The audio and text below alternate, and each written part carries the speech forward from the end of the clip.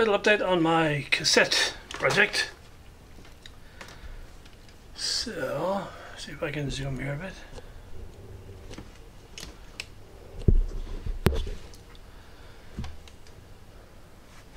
So I've wired up the head. I basically used the 2 mono cables that came with the original pair of decks. I haven't wired anything to do with the erase head yet. May or may not do that. We'll see how that goes. We're a long way from that. So next is I want to get this back into its fascia and then modify the fascia so I can make a sort of cabinet to go around it, or some sort of temporary thing. And not have to worry about it falling over all the time, for doing some testing for when the circuitry is ready. So that's that.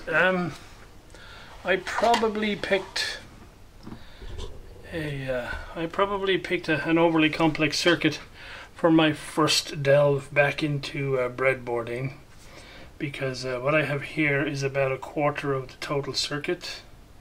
But then my brain goes weird, so I have to leave it.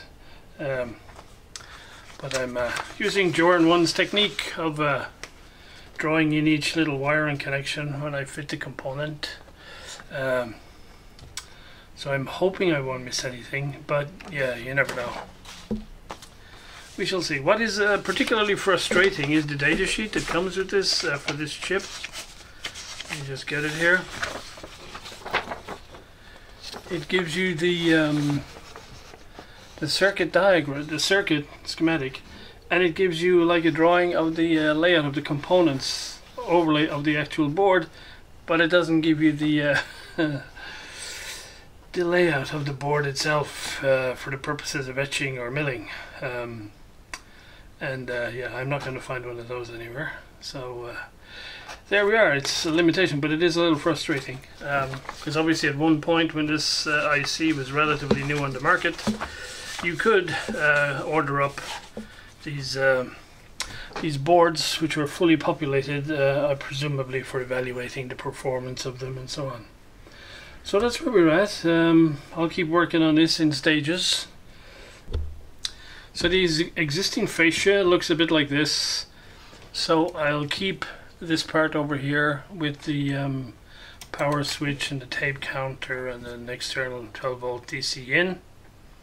But I'll chop it off somewhere over here and hopefully re-drill 2 more holes so that I have 4 holes.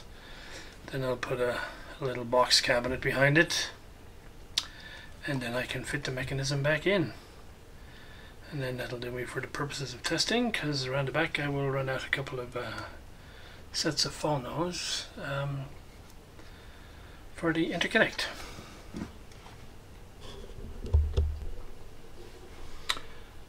Okay, so a couple of days later, I believe I have all the wiring done for this breadboard. I haven't put the IC in yet, because I'm going to do some various short circuit checks and stuff, and even apply some power to this without the IC in it, since everything else are passives, just to make sure we're not doing anything crazy like having electrolytics the wrong way around and whatever. So yeah, so the input comes in here to the negative of this electrolytic, and the positive goes out the negative there.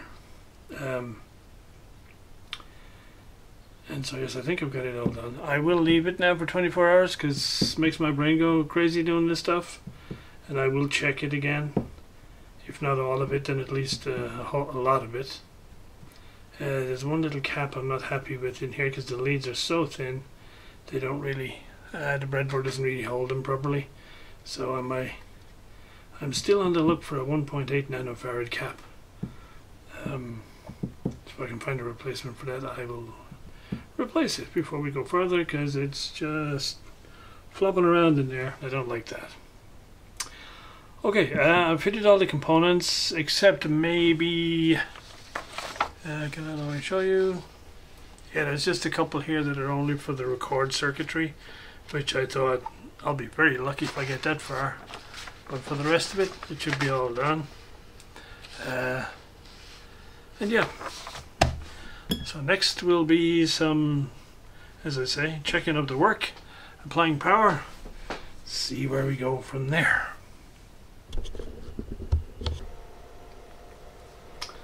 Okay guys, so here we are, one small step for man, I guess. Because of the layout here, the whole thing is very unstable. And in fact, I've seen a guy building one of these types of circuits on YouTube, and he's had the whole thing covered in tin foil and stuff to try and stabilize it. But it's not too bad. I mean, there's no flash bangs or smoke or anything, and my scope here is on the output. And if I touch the input, you can see we definitely have amplification, at least for sure. So I think at this stage that's probably enough. I will next somehow figure out a way how I can gator wire or hook up the read head from the cassette drive to this, run the 12 volt supply to the motor in that, and yeah, see if I get an output on the scope when I try and play a tape on the cassette.